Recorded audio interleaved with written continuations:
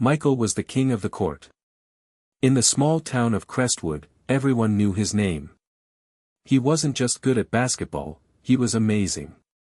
He could dribble the ball behind his back without even looking, sink three-pointers from way downtown, and pass the ball with laser-like precision. His teammates looked up to him, the younger kids dreamed of being him, and the townspeople filled the stands every game, cheering his name. Michael was Crestwood's golden boy, destined for greatness. From the moment he first picked up a basketball at the age of 5, it was clear Michael had a gift. He practiced tirelessly, spending hours in the driveway shooting hoops until his fingers were numb and the streetlights flickered on. His dedication paid off. By the time he reached high school, Michael was already a star. He led Crestwood High to 2 consecutive state championships, earning MVP awards and breaking school records left and right. Scouts from top universities and even the NBA were starting to take notice. Michael wasn't just a talented player, he was a natural leader.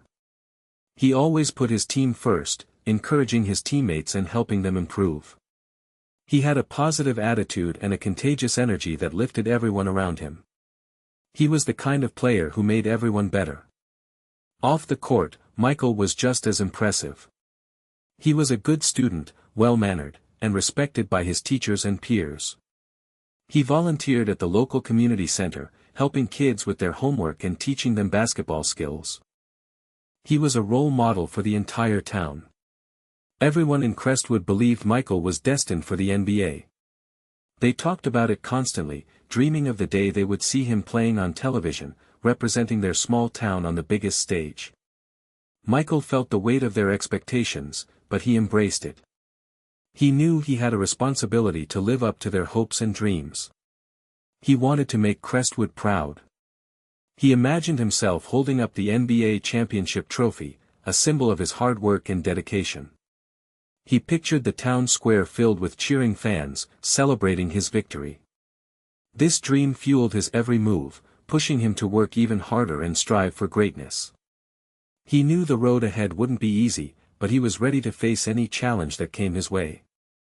He was Michael, the king of Crestwood, and he was ready to conquer the world. He felt invincible, like nothing could stop him from achieving his ultimate goal. He had the talent, the drive, and the support of an entire town behind him. What could possibly go wrong? The day arrived like a roaring storm, building slowly but surely. It was the day of the state championship game. The atmosphere in Crestwood was electric. Banners hung from every lamppost, wishing the team good luck. Local businesses displayed signs proclaiming, "Go Crestwood Cougars." The whole town seemed to hold its breath, anticipating the game. Michael woke up that morning with a mix of excitement and nervousness churning in his stomach. He tried to eat breakfast, but his appetite was gone. He felt the weight of the town's expectations pressing down on him. He knew this game was more than just a game, it was a chance to solidify his legacy and prove to everyone that he was worthy of their belief. As he arrived at the arena, the roar of the crowd washed over him. It was unlike anything he had ever experienced. The stands were packed with screaming fans, their faces painted with the school colors.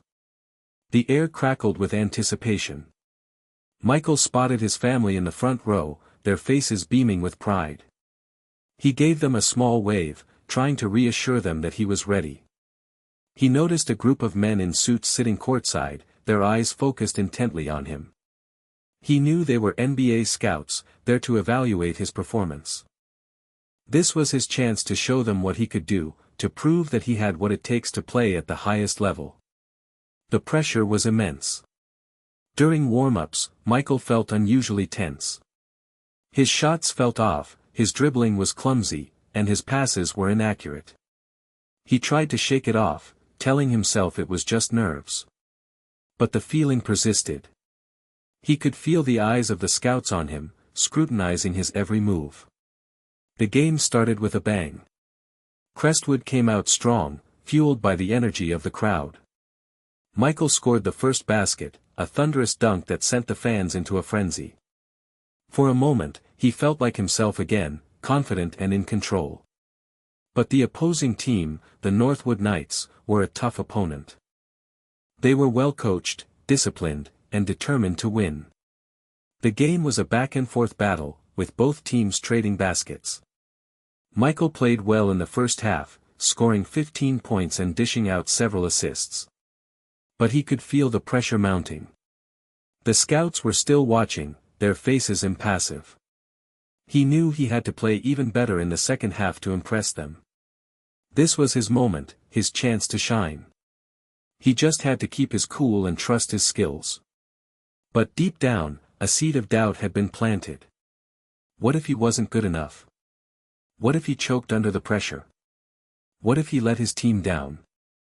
The second half started, and the Northwood Knights came out with renewed energy. They tightened their defense, making it difficult for Michael to get open. They started double-teaming him, forcing him to pass the ball. His teammates tried to step up, but they couldn't match his level of play. The Knights began to pull ahead. With 5 minutes left in the game, Crestwood was down by 6 points. Michael knew he had to do something to turn the tide.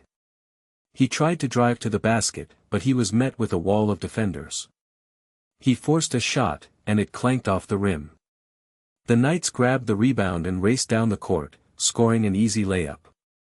The gap widened to 8 points. Michael's mind started to race.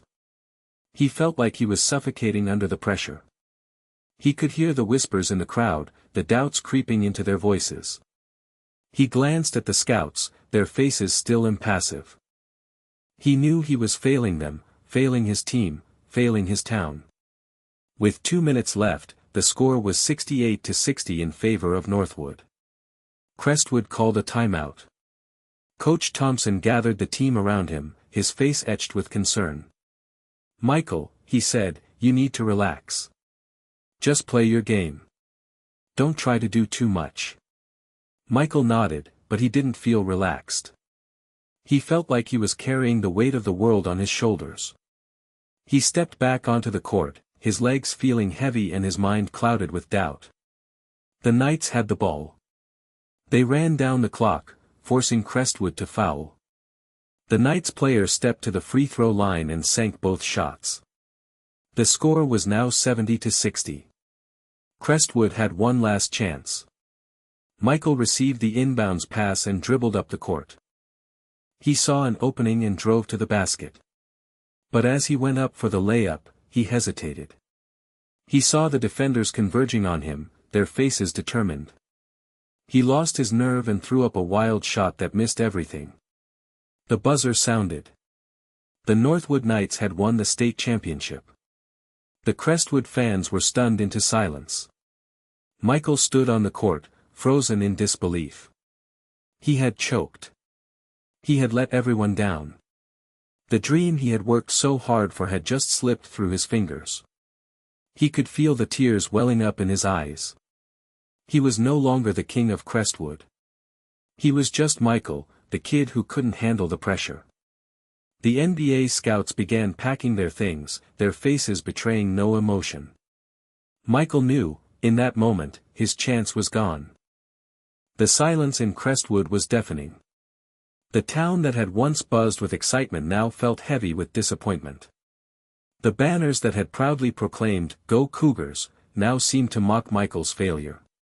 The local businesses quietly removed their signs, the festive atmosphere replaced with a somber mood. Michael couldn't bring himself to leave his house. He stayed in his room, the curtains drawn, the world shut out.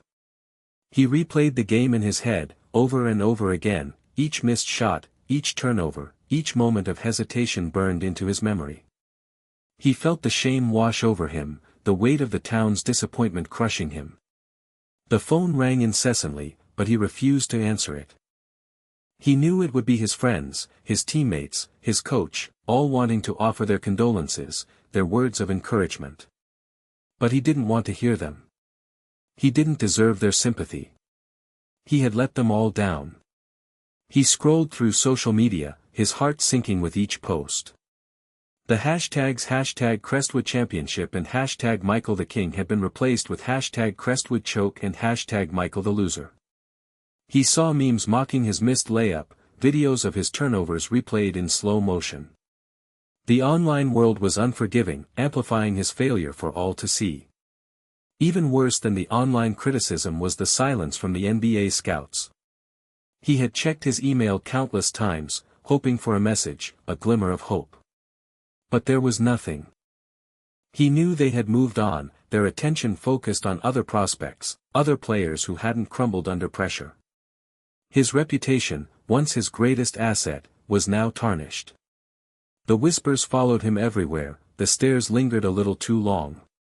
People who had once cheered his name now looked at him with pity or disdain. He was no longer the golden boy, the hero of Crestwood. He was just Michael, the choker. He overheard snippets of conversations, fragments of judgment that cut him to the core. "He's not NBA material," someone said in the grocery store. "He couldn't handle the pressure," another whispered at the gas station. The word stung, reinforcing his own self-doubt. He even started to doubt himself. Was he really as good as everyone thought he was? Had he just been lucky all these years? Was he destined to be a failure? The questions swirled in his mind, threatening to consume him. He started skipping meals, losing sleep, his body and mind weakened by the constant negativity. The light that had once shone so brightly within him began to dim, replaced by a darkness he couldn't seem to escape. He felt lost, adrift, with no clear path forward. His dream, once so vivid and within reach, now seemed like a distant memory, a cruel reminder of what he had lost. Days turned into weeks, and Michael remained trapped in his self-imposed exile. He barely ate, barely slept, and barely spoke. His parents tried to reach out to him, offering words of comfort and encouragement, but he pushed them away. He couldn't bear to face their disappointment, the unspoken questions in their eyes. He lay in bed, staring at the ceiling, wondering if he would ever feel like himself again. The dream of playing in the NBA, once so vibrant and alive, now seemed like a cruel joke. He questioned everything he had ever believed about himself, his talent, his potential, his future. Was he truly destined for greatness, or was he just a flash in the pan, a product of small-town hype? Had he peaked too soon, his moment of glory already passed? The doubts gnawed at him, eroding his confidence and fueling his despair. He thought about quitting basketball altogether. Maybe it was time to give up on the dream, to accept that he wasn't good enough, that he didn't have what it takes. He imagined a life without basketball, a life without the pressure, the expectations, the constant scrutiny. It seemed peaceful, simple, but also empty, devoid of passion and purpose. He remembered the countless hours he had spent in the gym, honing his skills, pushing himself to the limit. He remembered the joy he felt when he made a perfect shot, the thrill of leading his team to victory, the camaraderie of his teammates. Basketball was more than just a game to him, it was a part of his identity, a source of pride and fulfillment. Could he really walk away from it all? Could he abandon the dream that had driven him for so long? The thought filled him with a sense of loss, a deep ache in his heart. He looked around his room, at the trophies and medals that lined his shelves, the posters of NBA stars that adorned his walls.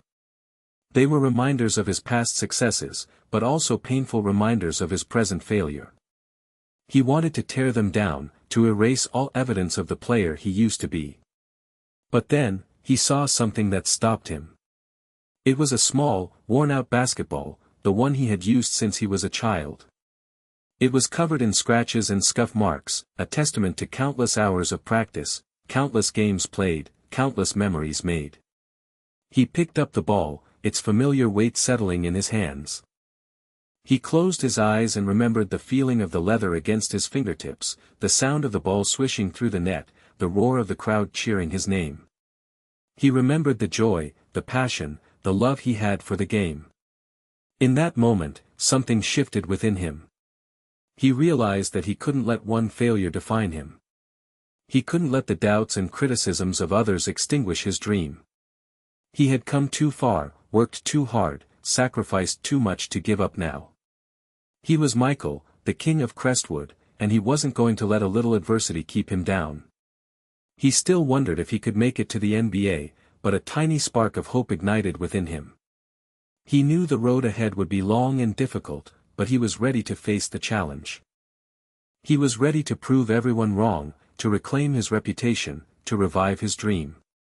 He was ready to start again.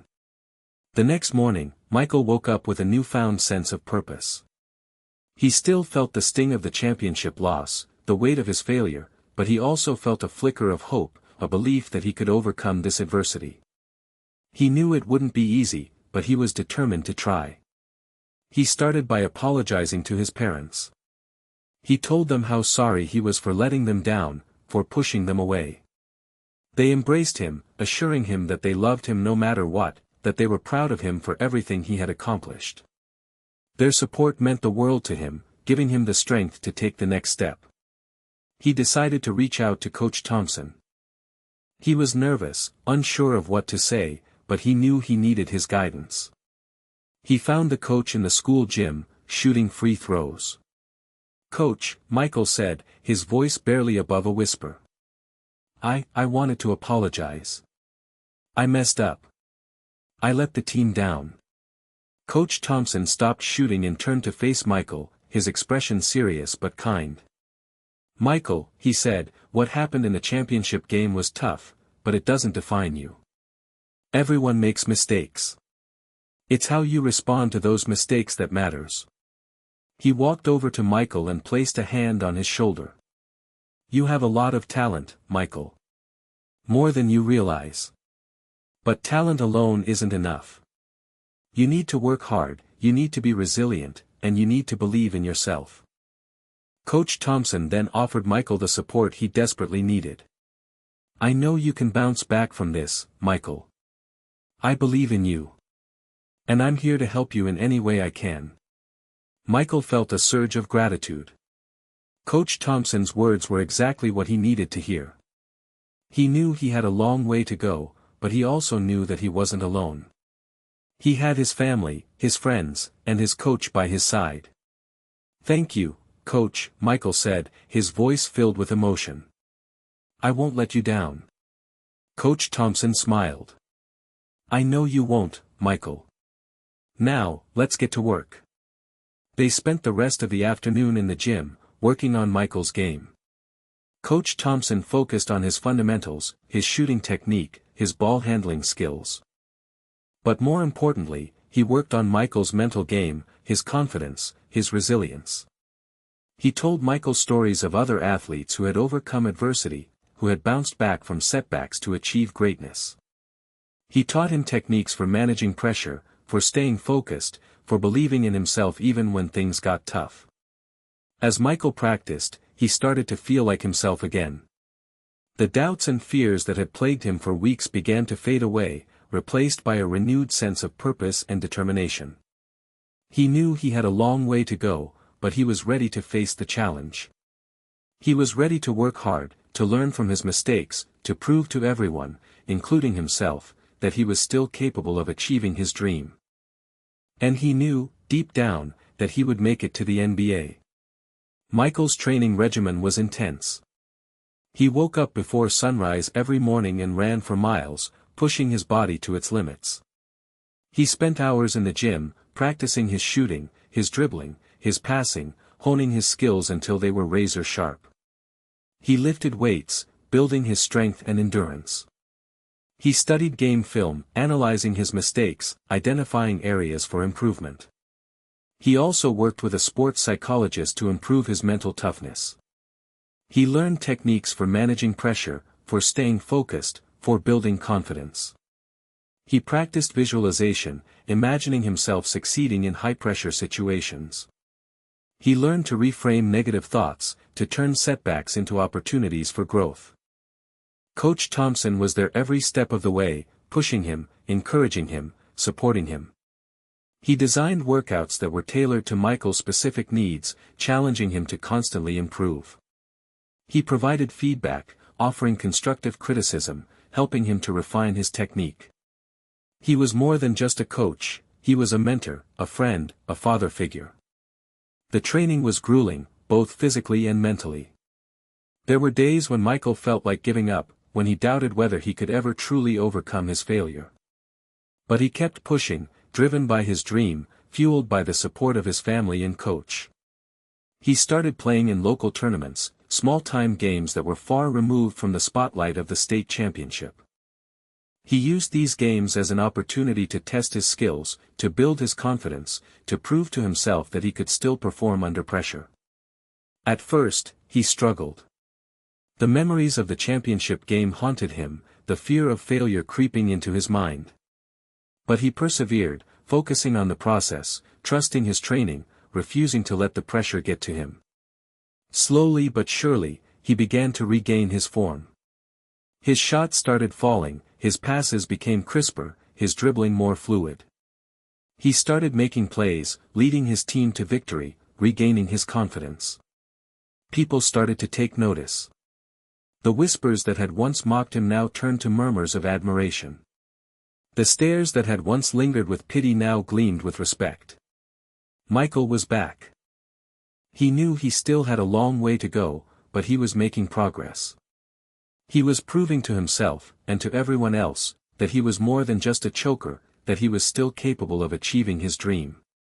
He was Michael, the king of Crestwood, and he was ready to reclaim his throne. He was determined to show everyone that he could overcome adversity and achieve greatness. His hard work was paying off, and he was starting to believe in himself again. He knew he could do it.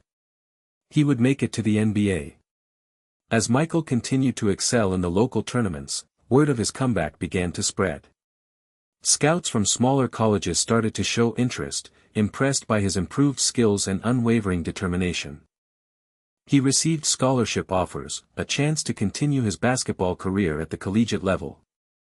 He carefully considered his options, weighing the pros and cons of each school. He wanted to find a program that would challenge him, help him develop his skills, and provide him with the opportunity to showcase his talent to NBA scouts. He ultimately decided to attend a mid-major university known for its strong basketball program and its commitment to player development. It was a smaller school, but it had a reputation for producing NBA players. He felt like it was the perfect fit for him.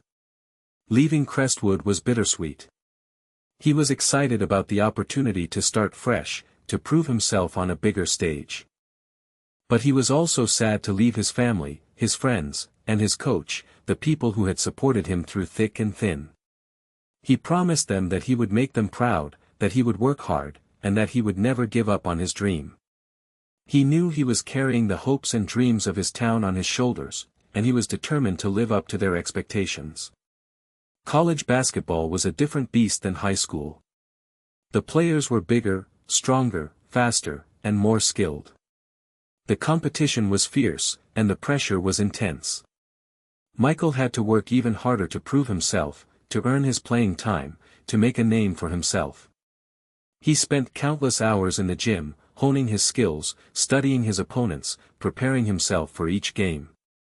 He faced challenges, setbacks, and moments of doubt. But he never gave up. He remembered the championship loss, the shame, the disappointment. He used those memories as motivation, fueling his determination to succeed. He quickly established himself as a star player on his college team. He led the team in scoring, assists, and steals. He earned all conference honors and was named the team's MVP. NBA scouts started to take notice. They were impressed by his athleticism, his skill, and his leadership.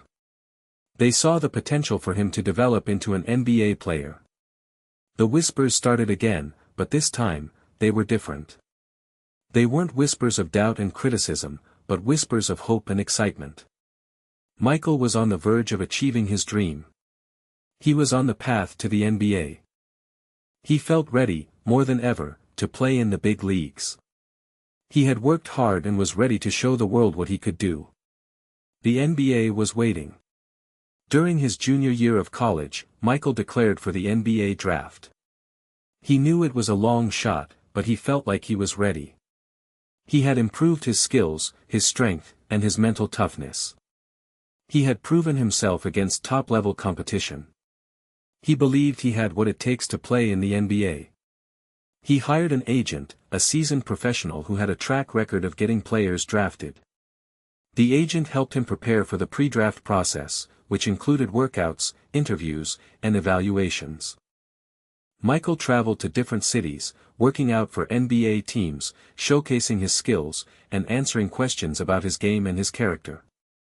He performed well in the workouts, impressing scouts with his athleticism, his shooting, and his basketball IQ.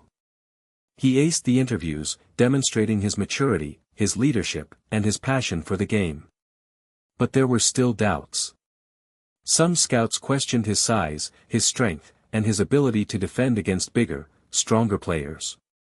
Others worried about his past, his championship game choke, his reputation for being a head case.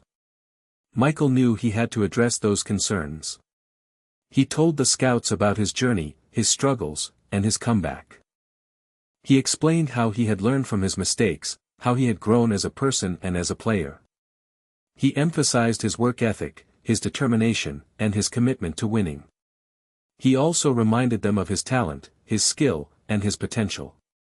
He showed them the film, the highlights, the moments of brilliance that demonstrated his ability to play at the highest level. The pre-draft process was a roller coaster of emotions. There were moments of hope and excitement, moments of doubt and fear. Michael tried to stay focused, to stay positive, to trust in his abilities. He knew he couldn't control what the NBA teams thought of him.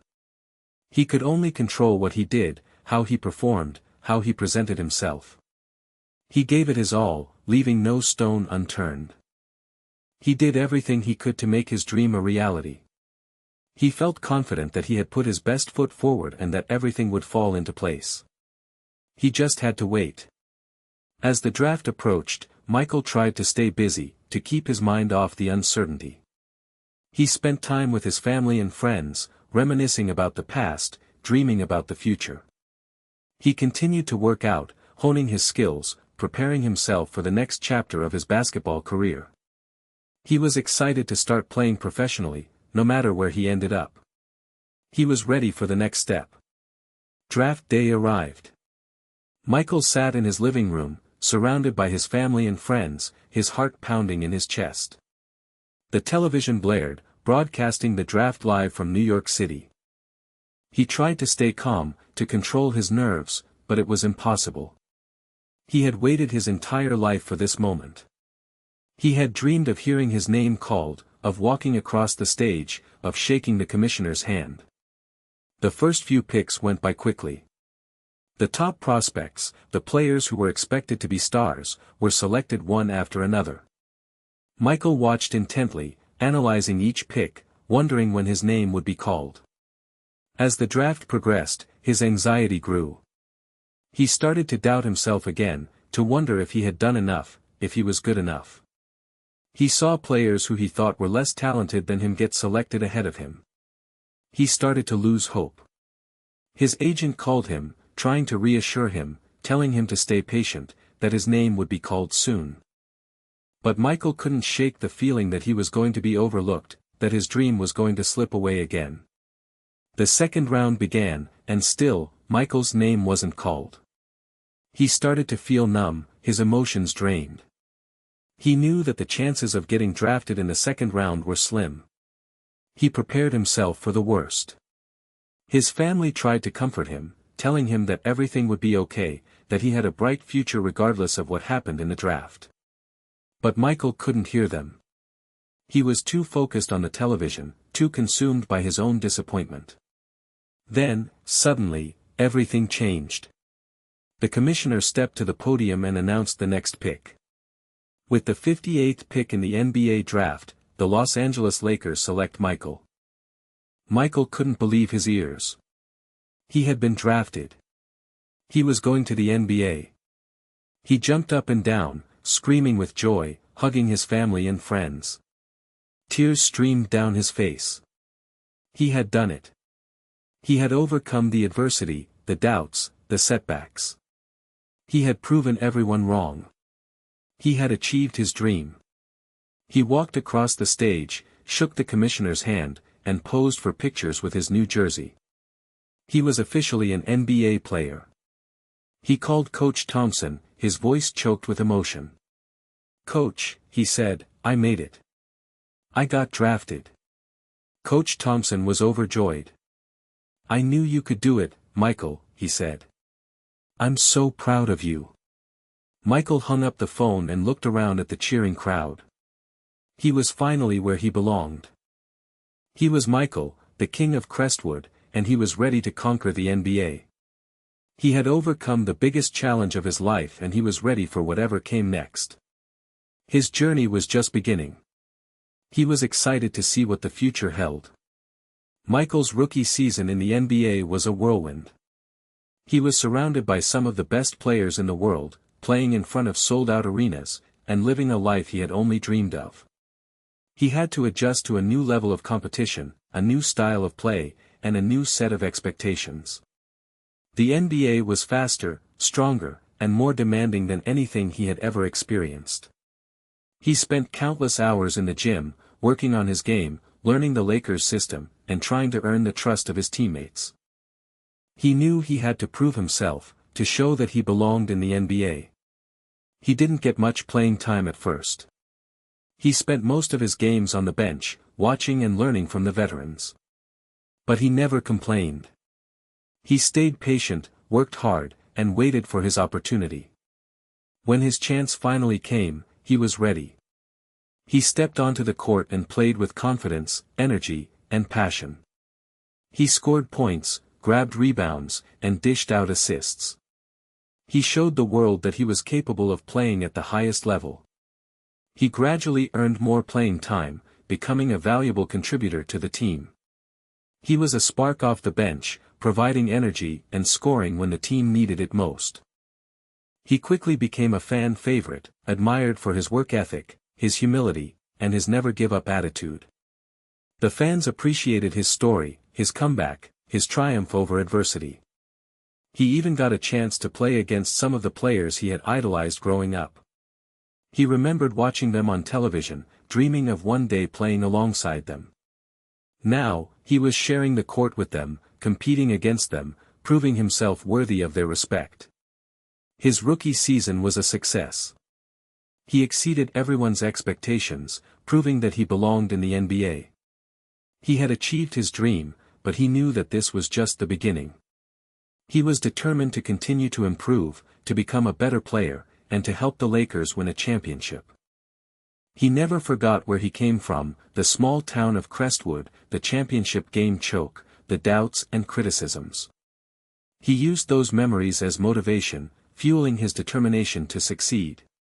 He was Michael, the king of Crestwood, and he had conquered the NBA. He was living his dream, and he was grateful for every opportunity. He knew the road ahead would be long and challenging, but he was ready for whatever came next. He had overcome the biggest obstacle of his life, and he was confident that he could overcome anything. He was an NBA player, and he was here to stay. He was ready to make a name for himself. He was excited to see what the future held. Years passed. Michael continued to thrive in the NBA, becoming a star player for the Los Angeles Lakers. He honed his skills, refined his game, and established himself as one of the best players in the league. He was a multiple-time All-Star, an All-NBA selection, and a perennial MVP candidate. He led the Lakers to several playoff appearances, captivating fans with his electrifying performances and his unwavering determination. But the one thing that eluded him was an NBA championship. He came close several times, reaching the NBA Finals on multiple occasions, but always falling short. The championship game choke from his high school days still haunted him. He knew he had to win a championship to fully erase that memory, to prove to himself and to the world that he was a winner. During his 10th season in the NBA, the Lakers assembled a team that was built to win a championship. They had a mix of veteran stars and talented young players, all united by a common goal. Michael was the leader of the team, the heart and soul of the Lakers. He took on the responsibility of guiding the team, pushing them to be their best, and inspiring them to believe in themselves. The Lakers dominated the regular season, finishing with the best record in the league. They entered the playoffs as the favorites to win the championship. They faced tough opponents in the first few rounds, but they persevered, relying on their talent, their teamwork, and their unwavering belief in each other. They reached the NBA Finals, facing a formidable opponent, a team that was just as hungry for a championship. The series was a back-and-forth battle, with both teams trading wins. The pressure was immense, the stakes were high, and the world was watching. Michael knew he had to step up, to lead his team to victory. He remembered the championship game choke, the disappointment, the shame. He couldn't let that happen again. He played with a ferocity and determination that he had never shown before. He scored points, grabbed rebounds, dished out assists, and played suffocating defense. He was unstoppable. In the final game of the series, with the championship on the line, Michael delivered a performance for the ages. He scored 40 points, grabbed 15 rebounds, and dished out 10 assists, leading the Lakers to a thrilling victory. The Lakers had won the NBA championship. Michael had finally achieved his ultimate dream. He had overcome the adversity, the doubts, the setbacks. He had proven himself to be a champion. He was on top of the world. As he stood on the podium, holding the championship trophy high above his head, tears streamed down his face. He had come a long way from that small town of Crestwood, from that championship game choke. He had faced adversity and overcome it, becoming a champion. He was living proof that anything is possible if you believe in yourself and never give up on your dreams. In the years that followed, Michael continued to play at a high level, leading the Lakers to several more playoff appearances and cementing his legacy as one of the greatest players of all time. He never forgot the lessons he had learned from his past, the adversity he had overcome, and the people who had supported him along the way. He used his platform to inspire others, to encourage them to pursue their dreams, and to never give up on themselves. He started a foundation to help underprivileged kids, providing them with access to education, sports, and mentorship programs. He wanted to give them the same opportunities that he had been given, to help them reach their full potential. He returned to Crestwood often, visiting his family, his friends, and his former coach. He spoke to the students at his old high school, sharing his story, his struggles, and his triumphs. He wanted to show them that anything is possible, that even the smallest town can produce greatness. He never let the fame or the money change him. He remained humble, grounded, and grateful for everything he had achieved. He knew that his success was not just his own, but a result of the support of countless others. He often reflected on his journey, from that small town of Crestwood to the bright lights of the NBA. He realized that the championship game choke, the doubts and criticisms, the setbacks and challenges, had all been a part of his story, a part of what made him who he was. He understood that overcoming adversity had made him a stronger, more resilient, and more determined person. It had taught him the importance of hard work, perseverance, and self-belief. It had shown him that anything is possible if you never give up on your dreams. He was grateful for the support he had received from his family, his friends, his coach, and his community. They had believed in him when he didn't believe in himself. They had encouraged him when he wanted to give up. They had been there for him every step of the way. He knew that his story was not just about basketball. It was about overcoming adversity, achieving your dreams, and giving back to your community. It was a story of hope, inspiration, and the power of the human spirit. And as he looked out at the cheering crowd, he knew that his journey was not over. He was still Michael, the king of Crestwood, and he was ready to continue inspiring others, to continue giving back, and to continue making a difference in the world. He knew that the future was bright, filled with endless possibilities.